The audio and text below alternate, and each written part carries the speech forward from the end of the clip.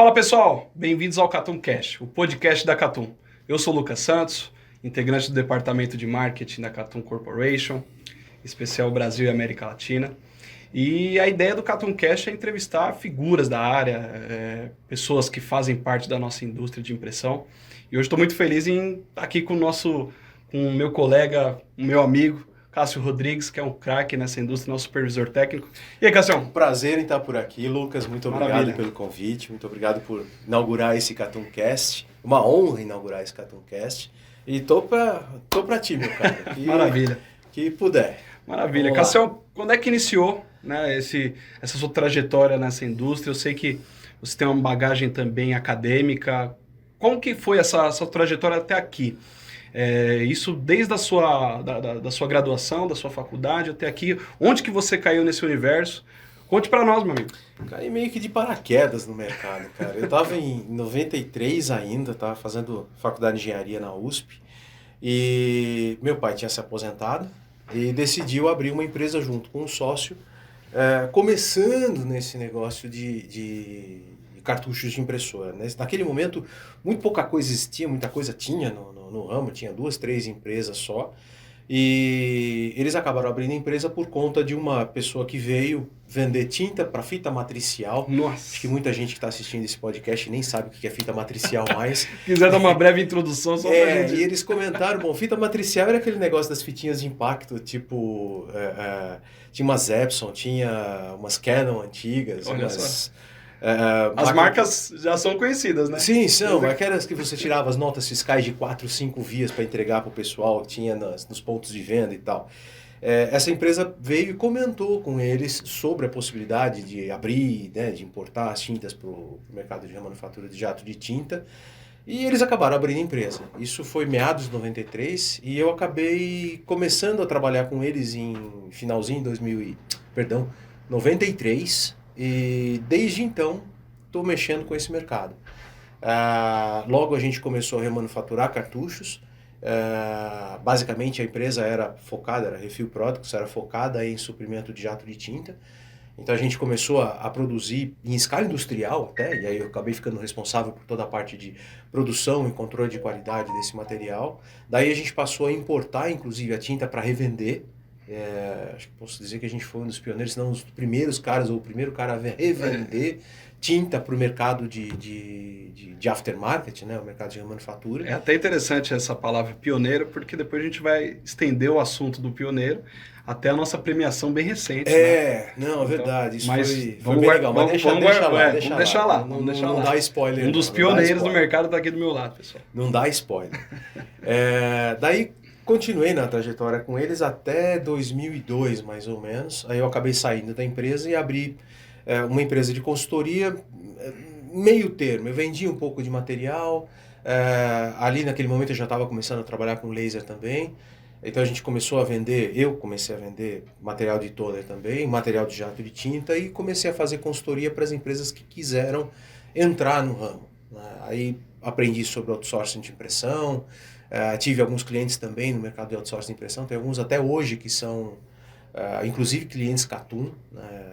Recentemente até você estava comigo num cliente que comentou que eu fui um dos caras que ajudou eles a começar no negócio de outsourcing de impressão, e são muito grandes lá no Rio de Janeiro. Pode ser que um pouco graças a mim, fico feliz por isso. Eu tive esse enorme prazer de estar nessa empreitada com o Cassião lá no Rio de Janeiro. Nós visitamos cerca de 5 clientes lá. Alguns deles, poxa, o Cássio veio aqui há um tempo atrás, a gente funciona bem o outsourcing de impressão, graças à consultoria do Cássio. Aliás, foi aí que eu comecei a parceria com a Catum, acho que foi 2005, 2006, eu comecei a fazer alguns trabalhos para eles também. Tivemos o prazer de estar fazendo um treinamento institucional com os colaboradores dos nossos parceiros, né? Uhum. Com enfoque mais técnico, e inclusive se eu não me engano, a Max Quality, né? Que fica localizada na Vila Isabel. Se eu não me engano... Não, foi a P-Network. A P-Network. A P-Network. Então, já estou dando o nome de dois dos nossos parceiros que a gente foi visitar. Eles ressaltaram a importância do trabalho do Cássio como um consultor na época, para o funcionamento até hoje regular da operação deles. Então, foi bem gratificante, assim, estar do lado de um cara desse aqui e ouvir esse tipo de história, né? Se eu não me engano, eu fiz um trabalho com eles no comecinho do milênio, deste novo milênio, né, acho que 2005, 2006. Foi, aliás, quando eu comecei a fazer esses trabalhos de consultoria para a Catum.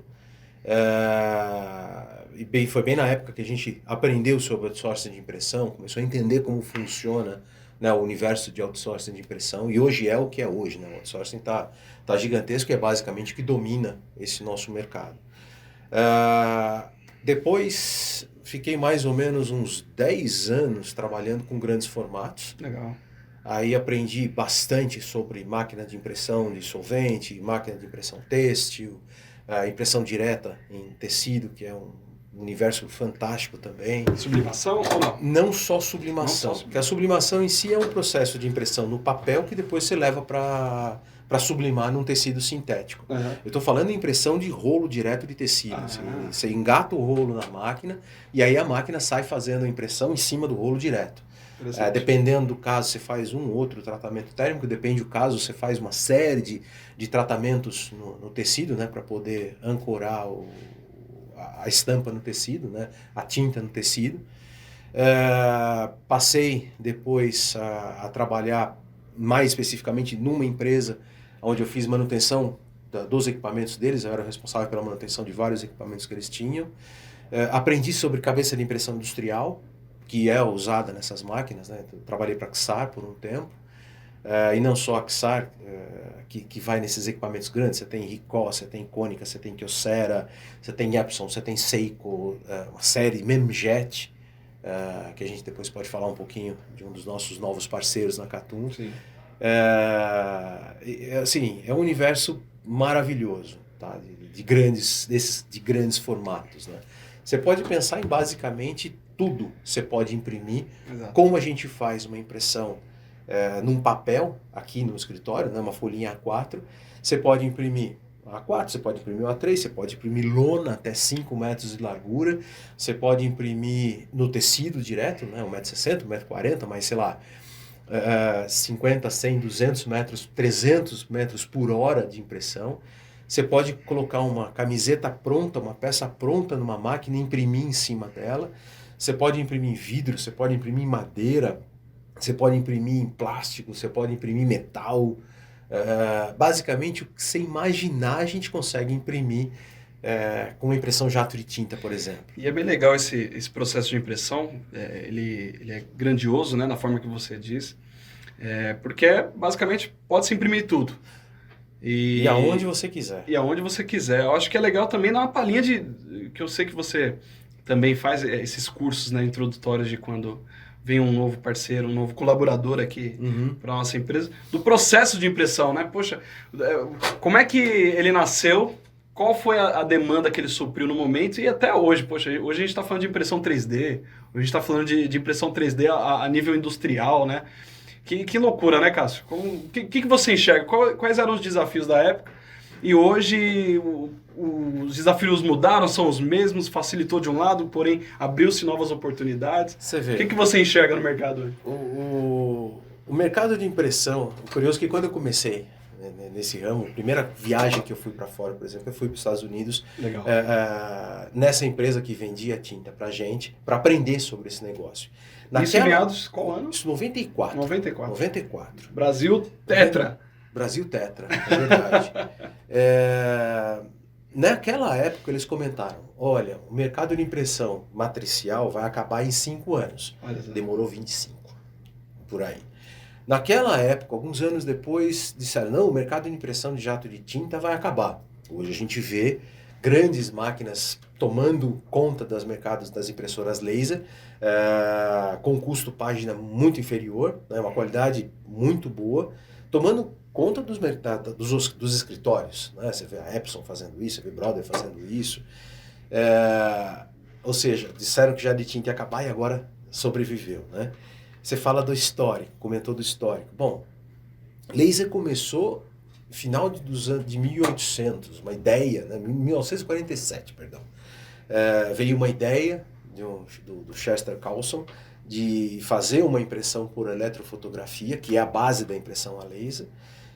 E isso depois, década de 60, década de 70, pensaram nas máquinas de uma forma mais industrial, ou de uma forma mais comercial. Aí você viu o advento de Canon, você viu o advento de HP, você viu Xerox meio que oscilando nessa história, você vê Samsung também crescendo por essa área, e até hoje do jeito que estão. Jato de tinta já foi na década de 70 que começou. Um japonês se não me engano, era uma agulha com uma tinta que ele passou em cima de um bico de bunsen. Conta a história que era assim. Não sei até Reza a lenda, né? Reza a lenda. Ele passou com uma agulha, com uma seringa cheia de tinta por cima de um bico de bunsen e aquele negócio espirrou tinta na parede. E ele ali pensou na ideia e criou a ideia da impressão a jato de tinta. Mas é muito, muito recente, né? Aliás, é mais recente do que a laser. A laser comercialmente falando, ela chegou na década de 70, já a inkjet, comercialmente falando, chegou no final da década de 80, começo da década de 90. Impressão 3D já é muito antiga também, porque é um processo extremamente simples, é um XY e você sobe e desce um carretel no eixo Z. Agora, para ela se tornar o que é hoje, né, você encontra, como você falou, impressão 3D imprimindo de tudo, vai de brinquedos a casa. Né, de partes de carro a partes de carro de Fórmula 1, que são peças feitas em impressão 3D. Você tem peças feitas na estação espacial. O pessoal usa impressão 3D na estação espacial para poder suprir peças de alguma coisa defeituosa. Você baixa, por exemplo, partes de um, sei lá, aspirador, de um ventilador de casa, de um liquidificador. Você baixa da internet a pecinha que quebrou, um desenho em 3D, Sim. E leva para sua impressora doméstica para imprimir em casa e para reproduzir a peça. Você tem aplicação médica em 3D, você tem próteses, né? Prótese, reconstrução de face, você tem reconstrução de perna, você tem reconstrução de parte de crânio, você tem reconstrução de ossos quebrados para que o médico estude qual é a principal forma de ataque para a solução do problema lá da perna quebrada. Casa, como eu falei, né? Você tem hoje máquinas grandes que fazem impressão do cimento em si para montar uma casa em, sei lá, 2, 3, 4 dias, né? E vai continuar. Eu não acho que vai acabar, não. Não acho que vai morrer o mercado de toner, por muito tempo ele vai ter. O mercado de jato de tinta vai ter por bastante tempo. O mercado de 3D, obviamente, que está aí crescendo, como a gente está vendo. E ainda com muita coisa a mostrar, a demonstrar, a aparecer. Na época da Xarca, quando eu trabalhei com eles faziam, por exemplo, a impressão das telas de celular, a impressão da cola da tela de celular. Era feita com impressão tipo jato de tinta. Você vê cerâmica feita hoje. A Porto Belo acabou de criar uma empresa nos Estados Unidos, de lançar, né, a linha de produção deles nos Estados Unidos, com diversas máquinas de impressão a jato de tinta de porcelanato. Aqui no Brasil acho que já são mais de 150 linhas, se eu não me engano, preciso atualizar esses números, de linhas de produção direta com impressora jato de tinta. Elas são pequenininhas, mais ou menos o tamanho dessa salinha aqui. Nosso tem uma estúdio, maquininha, o tamanho do nosso estúdio aqui. Nós temos o quê? Mais ou menos 12 metros quadrados no estúdio. Essas impressoras têm daí para mais de tamanho. Mas são impressorinhas jato de tinta iguais que a gente tem em casa. Iguais que a gente tem. Então, assim, tem muita coisa que a gente pode crescer nesse mercado. E para a gente visualizar um futuro, acho que é legal a gente estar sempre analisando o passado, as nossas raízes, né? E nessa questão, o logotipo que nos patrocina aqui, que coloca comida na nossa casa, que é a Catum, queria saber mais do seu início. Início da Catum. Quando que você foi chamado para o desafio na Catum? Qual que era naquele momento o desafio a ser solucionado? Enfim, por que você aceitou? Qual que era a percepção da Catum para você naquele momento e aqui dentro hoje? Quanto tempo você está na Catum? Quais foram os projetos que você liderou aqui na nossa querida Catum? Eu comecei em 2018 aqui na Catum, aceitando o convite do Elton, para tocar basicamente a área técnica da gente, né? A área de qualidade, a área técnica. Com o desafio de trazer um pouco dessa desse meu conhecimento de mercado, meu conhecimento até do aftermarket, né? Para cá, para dentro da Catum, o próprio relacionamento com clientes, etc. Eu estava na época trabalhando numa empresa vendendo máquinas de impressão em tecido, impressão de camiseta. E quando veio o convite, aceitei de imediato. Eu vi o desafio que a gente tinha, né, de ampliar, de manter uma marca legal como é a Catum, crescer a marca da Catum. O desafio da qualidade, porque Catum sempre teve essa imagem de um produto de altíssima qualidade. E é sempre interessante e sempre importante a gente manter, né, esse nível de qualidade. Então o desafio, parte dele também foi disso, né, de manter, de ajudar a própria Catum a manter a qualidade que tem e crescer a qualidade dos produtos. E obviamente que crescer a marca, né? A gente sempre... Só me permita, nessa questão de qualidade, inclusive esse ano, né? Creio que há cerca de 3 meses atrás, nós fomos premiados como o melhor fornecedor da indústria, né? É verdade. A Catum. Aliás, tem até aqui o prêmio. Exatamente, a gente tem um prêmio aqui pela Recycling Times, né? Isso.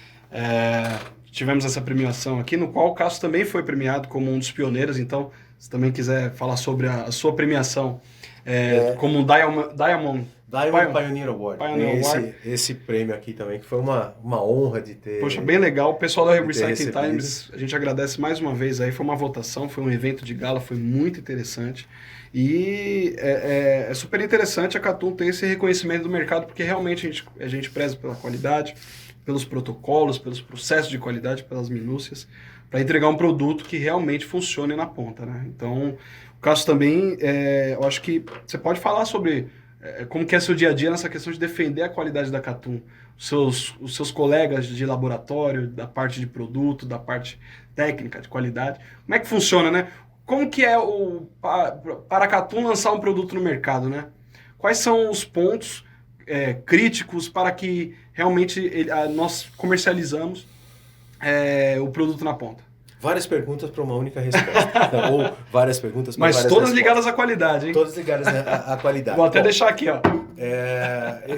Para complementar, né, a pergunta anterior, eu sou um CTS, sou um engenheiro de campo, responsável por esse trabalho junto aos consumidores finais. Basicamente, uma ponte entre o consumo e entre o nosso laboratório. Os CTS, né, os engenheiros de campo, estão espalhados pelo mundo inteiro. E a gente tem semanalmente, inclusive, uma reunião com todos eles, junto o pessoal da Inglaterra, o pessoal da Itália, o pessoal da França, o pessoal da África do Sul, o pessoal da Ásia, o pessoal do México, e junto com o pessoal do Laboratório de Desenvolvimento de Qualidade e de Controle de Desenvolvimento e de Controle de Qualidade da gente, e a vice-presidência, inclusive, de Qualidade, que está sempre nas reuniões com a gente.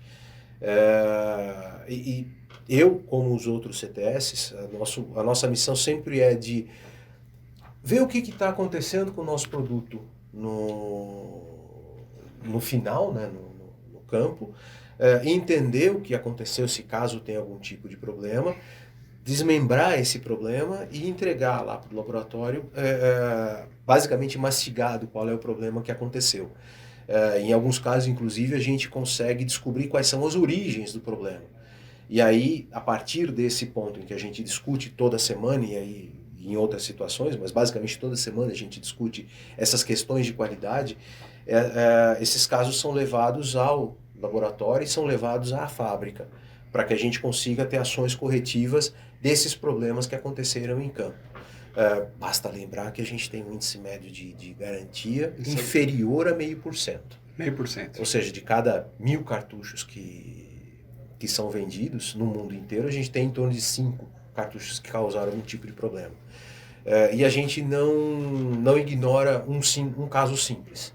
Se dá um problema num único produto ou se dá um problema recorrente, a gente tem a mesma gana de resolver, a mesma gana de entender o que aconteceu. Filosofia da melhoria contínua. Exatamente, porque às vezes um problema pode ter dado por uma determinada situação, né, ou um firmware, ou uma instalação, ou algo que não necessariamente seja um problema do cartucho, mas isso pode vir a causar problemas em vários outros casos. E, de novo, como a gente cria um produto mundial que possa e precise ser usado no mundo inteiro, às vezes a falha de uma região pode ajudar a outra região a não ter mais aquele problema. Então a gente se adianta ao problema dos outros casos. E é um trabalho muito desafiador. Porque às vezes o cliente liga para mim e fala, poxa, eu tenho um problema. E aí, até você entender qual é o problema, né? Buscar qual é a máquina, qual é o firmware, a instalação, se ele usou pouco, se ele usou muito, se é um cartucho all-in-one, né? Que tem todas as peças internas, como foi a instalação, ou se é somente um componente, um determinado cartucho de pó, o que tem para dentro da máquina, se é um produto original, se não é, como é que foi a instalação, como é que foi o processo, se teve alguma coisa a ver com umidade relativa do ar, que curiosamente influencia na impressão, altitude. Aqui no Brasil nós não temos esse problema, mas na América do Sul, por exemplo, tem problemas de você colocar uns cartuchos de toner a usar acima de 2.000 metros, acima de 3.000 metros de altitude. Na Bolívia... Bolívia tem isso, Equador tem isso também. E aí as máquinas têm esses ajustes. E às vezes acontece do cliente não saber. E aí o cartucho tem problema. Então, esse basicamente é um dos nossos maiores desafios, que é entender a falha, né, e tentar se antecipar depois às falhas podendo acontecer no resto do mundo. Super interessante. E são pontos que são levados em conta no nosso laboratório, né? A questão da temperatura, da umidade, né? Se você puder também desenvolver um pouco do nosso laboratório, né? Sim. Do tamanho dele, da capacidade produtiva que nós temos tanto de testar o produto quanto de colocá-lo no campo. Acho bem interessante. É interessante até comentar, a Catum, ela estava até recentemente em Minneapolis, nós tínhamos um laboratório em Minneapolis, tinham mais de 700 máquinas instaladas entre impressoras, copiadoras já de tinta e toner. Tínhamos 3 salas de controle de temperatura e umidade, que simula vários ambientes, né, ou várias localidades no mundo. E quando a gente foi adquirido pela DPI, a própria DPI em Taiwan desenvolveu um laboratório, se não igual, superior ao que nós tínhamos lá.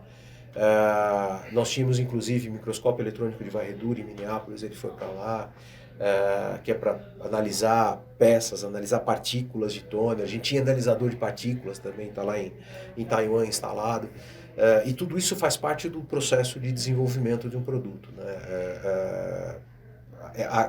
Em palavras rápidas, a gente entende uma necessidade de marketing, entende uma necessidade de mercado em determinado produto, reconstrói esse produto no nosso laboratório. Inclusive nós temos 2 impressoras 3D que fazem os cartuchos lá, fazem as peças internamente. Fazemos toda a reengenharia desse produto, escolhemos as principais matérias-primas para compor esse produto Catum. Estudamos patentes, isso é importantíssimo colocar também. A Catum ela tem como uma das premissas nunca lançar um produto que infringe a patente dos produtos originais. Olha só que interessante. Então, desde o processo de desenvolvimento dos nossos cartuchos, a gente pensa na patente e não infringir a patente do produto do fabricante original. Construímos protótipos, verificamos toner, se é o caso a gente formula toners exclusivos para a gente. Dependendo do caso, a gente formula superfícies de recobrimento de cilindro específicas, de unidades de fusão específicas para as nossas necessidades. Outra premissa da Catum. Como a gente pega o cartucho original para estudá-lo, os nossos parâmetros de qualidade são os parâmetros originais. Então, durante o processo de desenvolvimento, né, além de todas essas características que a gente trabalha no produto, a gente sempre usa os parâmetros do OEM. O rendimento está igual ao original? Sim, não, melhora. A durabilidade? Sim, não, melhora. Robustez? Sim, não, melhora. Coloração? Sim, não, melhora. Quantidade de fundo? Sim, não, melhora. Quantidade de toner que vai para a lixeira, por exemplo, quanto que o original dá. Então, esses parâmetros todos a gente utiliza do original. A gente lança um produto, por isso que um dos slogans da Catum é um original para vários originais, né? Só para mostrar aqui. Eu não tava lendo esse negócio, mas não colei não, tá? Não colei. Mas é isso, porque não é brincadeira esse logo, né? Ou esse slogan, porque nossos produtos são pensados para funcionar como o produto original. Nós não fazemos o original HP, o original Canon, não. Nós fazemos um produto não OEM, né, que é o Original Equipment Manufacturer. Então a gente não produz o cartucho original, mas nós produzimos um cartucho que seja equivalente a original, Exatamente. em todas as suas funcionalidades. E é por isso que pode ser um produto até um pouco mais caro, né? Porque tem todo esse, não só o know-how, mas todo esse desenvolvimento por trás e todo esse cuidado com o produto final. E sabe, Cássio, é algo bem interessante a gente tocar nesse ponto de qualidade, né? Porque, claro que gera um custo. Um custo alto você lançar um produto de qualidade que atenda todos os requisitos da máquina, que faça com que ela funcione junto aos outros componentes do equipamento. E hoje nós vivemos numa guerra comercial, acho que a nível mundial, né? Sim. No Brasil é algo mais categórico, da nossa concorrência vir muitas vezes com preços muito abaixo do que nós praticamos, né? Então, aí se nós formos pensar em Catum está sempre abaixo do original, né? Em questão de valor e acima do mercado do aftermarket, né? Mas esse é um desafio que ele nos peita como corporação, né? Porque a nossa proposta de valor a nível mundial ter um produto de qualidade, um produto que tenha um valor, entretanto que seja abaixo do original. Como é que você enxerga isso, Cássio? A gente pode pensar isso de duas formas. Primeiro que é mercado para todo mundo. É mercado para todo mundo, você fala. Se eu tenho a possibilidade de criar um produto barato, tenho a possibilidade de criar um produto barato. Mas esse produto barato, ele vai falhar quando? Fatalmente o produto vai falhar, né? Ele vai falhar quando, é o primeiro ponto que a gente tem que pensar. E o segundo ponto que a gente tem que pensar, quantos vão falhar? Né? Esses dois pontos. Para um uso imediato, para um curto prazo, né, uma visão de curtíssimo prazo, eu estou pagando mais barato por um produto X do que eu pagaria num produto Catum. Tudo bem. No médio prazo, vamos pensar um pouco mais adiante. De cada 1000, falham 5 ou falham 50? Não, mas tudo bem, a empresa pode substituir. Mas pensa nessa logística de você receber de volta 5 ou receber de volta 50 em 1000. Exatamente. Né? Você tem uma logística, um custo maior só dessa logística de mandar o produto para uma análise, alguma coisa assim, ou receber um produto de novo, recolocá-lo no estoque, etc. Vamos pensar um pouco mais além. Você comentou da durabilidade de máquina. Em casos de empresas de outsourcing, que hoje em dia é a nossa maior clientela, né, um produto dando defeito dentro de uma impressora, ou o usuário final não quer mexer naquela máquina. E isso vai gerar para a empresa de outsourcing um chamado técnico. E esse chamado técnico precisa ser atendido num determinado tempo, que a gente chama de SLA. Ele precisa ser atendido num determinado tempo. Aí você começa a colocar os custos. Quanto custa você mandar um técnico naquele determinado momento para ele fazer a substituição do produto e voltar para a sua empresa? Esse custo é muito caro. Às vezes, só o deslocamento, o tempo de ida e retorno, sai mais caro do que o suprimento que você está trocando. Então, quando você começa a colocar esses custos na ponta do lápis, você começa a perceber que o uso de um produto mais caro, entre aspas, se torna mais barato no fim das contas. Pensa, de novo, a gente está pensando em um cartucho de 2.000 páginas, 5.000 páginas, 20.000 páginas, ou está pensando na vida útil de uma máquina em 500.000 páginas, em 1 milhão de cópias, em 2 milhões de cópias. Se você usa, né, se você vê a quantidade de chamados que você poderia ter nesse longo prazo, frente ao chamado que você não vai ter, né, quando usa um suprimento de mais alta qualidade, você fatalmente vai perceber que o custo do produto mais caro ele é mais barato. Exatamente. Por página, porque você não tem dor de cabeça, você não tem tanto técnico para mandar, você não tem tanto desgaste com o usuário final, você não tem desgaste com o cliente. Né? Então, é o que a gente costuma dizer, que a Catum é aliada da sua operação. Então o custo por página pode ser confiado em produtos Catum, o TCO, que é o custo total da operação. Custo total de propriedade, custo total de operação. De operação, ele pode ser confiado em produtos Catum, então isso é legal ressaltar, né, Cássio? Porque muitos dos empreendedores, dos donos das empresas de outsourcing de impressão, acabam fazendo essa conta, que nós chamamos de uma conta não inteligente, para não ser delicado, né? Porque no final das contas, um produto de má qualidade ele vai te trazer dor de cabeça, né? Claro. Quando você pensa no produto barato, de novo, né? Quando você pensa em um curto espaço de tempo, tanto faz. Sim. Mas se você quer proteger o seu investimento, outra forma de falar também do TCO, a empresa de outsourcing investe nas máquinas a colocar no cliente final, vai receber aquilo depois de 6, 12, 18, 24 meses o valor daquela máquina, né? Mais os suprimentos, óbvio. Você está protegendo o seu investimento. Você está protegendo o dinheiro que você colocou. Estou falando de uma máquina, estou falando de 200, 500, de 1.000, 2.000, 3.000 máquinas colocadas em campo. Aí, o valor é muito alto para você arriscar em colocar alguma coisa que seja quase que uma roleta russa. Funciona, não funciona, dá certo, não dá certo, Não dá certo. Rende, não rende, fica claro, fica escuro, altera a cor, varia a cor, etc. Cor, fala nisso, uma das coisas que eu faço para a Catum é escrever os artigos, né? Eu sempre, voltando lá para trás nas suas primeiras perguntas, eu acho que eu já escrevi para o mercado mais de 120 artigos para revistas. E para nós aqui, acho que foi já 11, 12. Por aí, né? Para quem não sabe, dá uma checada no nosso LinkedIn. Tem lá os artigos técnicos do Cássio Rodrigues. Vale a pena, hein? E eu tava aqui pensando para escrever, se não para este mês, para o próximo, usando lá o nosso filme agora que estourou da Barbie. Da Barbie? Do Rosa. Rosa. Pra gente, o rosa no nosso universo é o magenta. Então, não existe rosa. Olha só. Não existe rosa. Olha só, hein? A Barbie é magenta, viu? Não é rosa. Leiam no artigo por que não existe rosa. Olha só. Mas depois eu falo interessante. Do porquê. É cientificamente comprovado que não existe rosa. Olha só.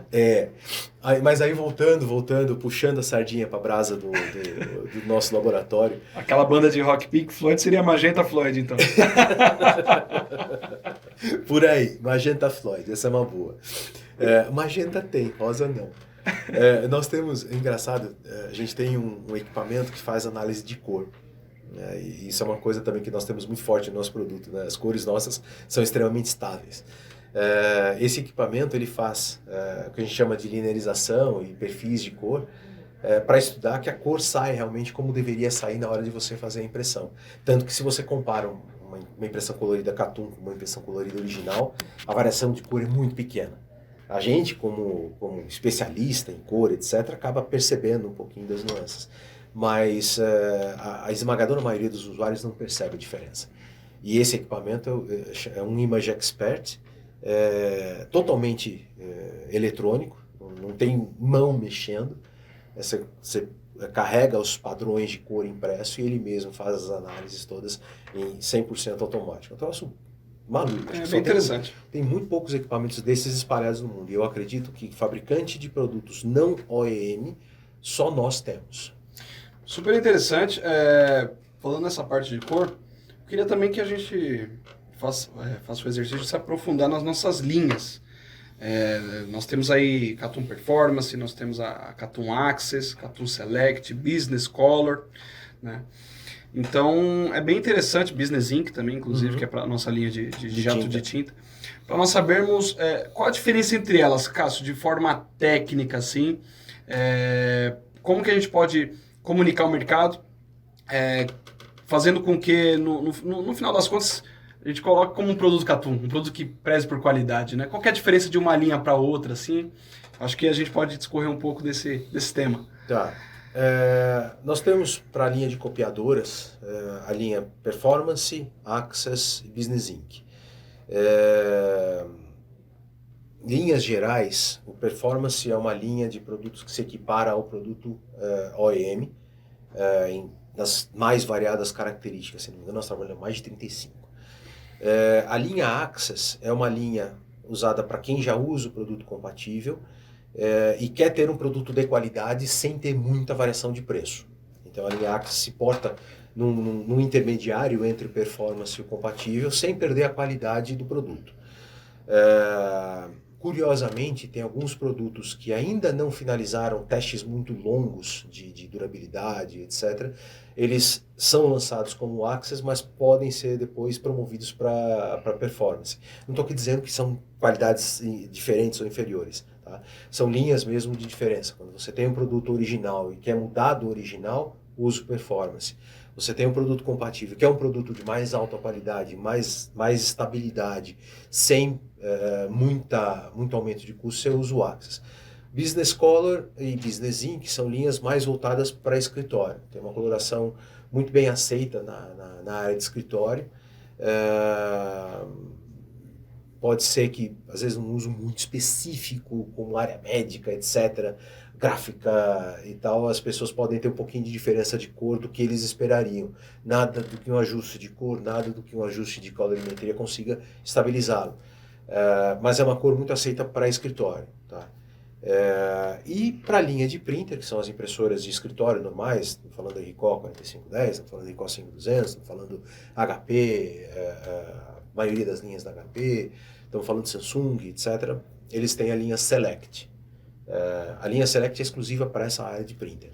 Tá? A gente tem, ela é como se fosse uma linha, fica entre a Performance e a Axis, né?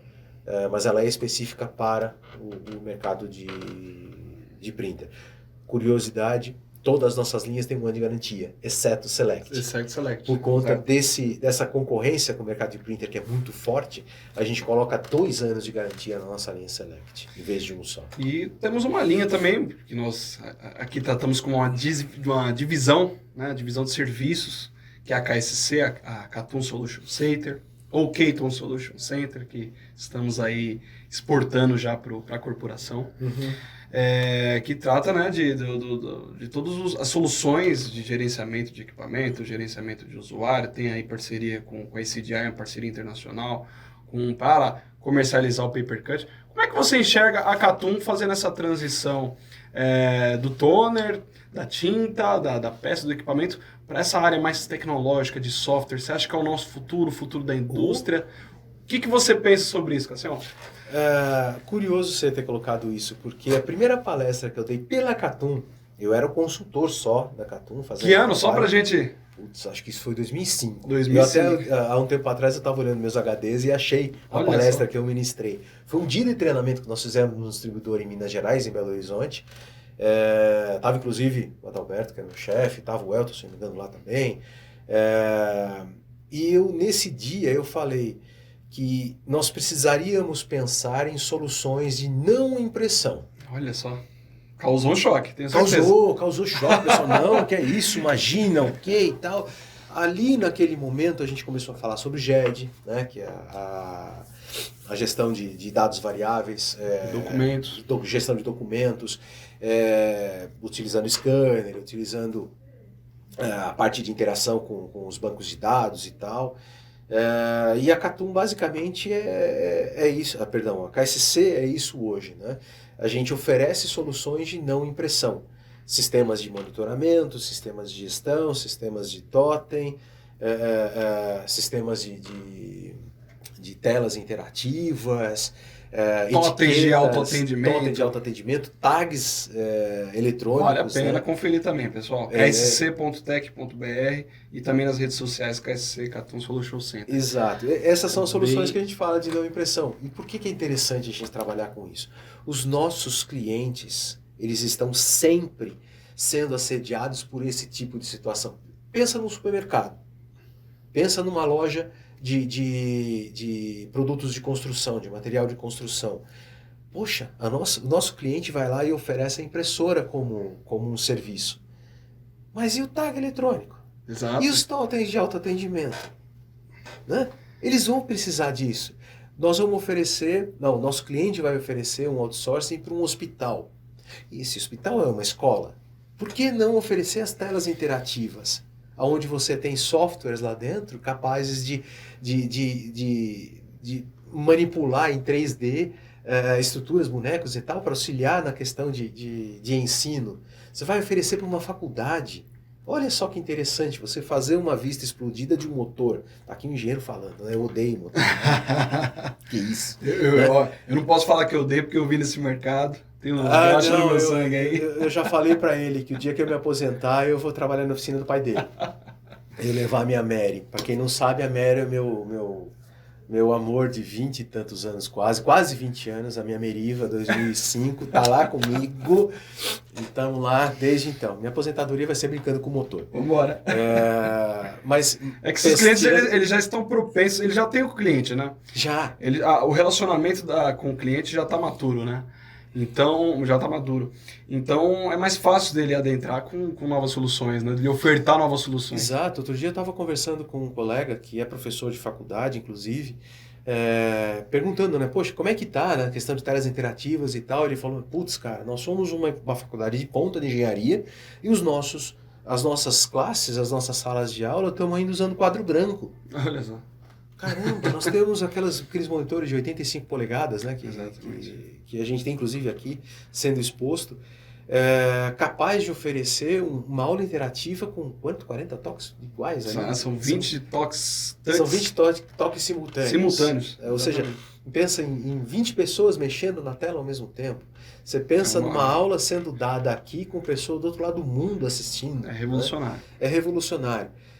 E nós temos que estar na vanguarda desse mercado. A impressão vai existir? Vai continuar existindo? Vai. Mas esses serviços agregados, essas situações agregadas, são extremamente interessantes. Digitalização de documentos.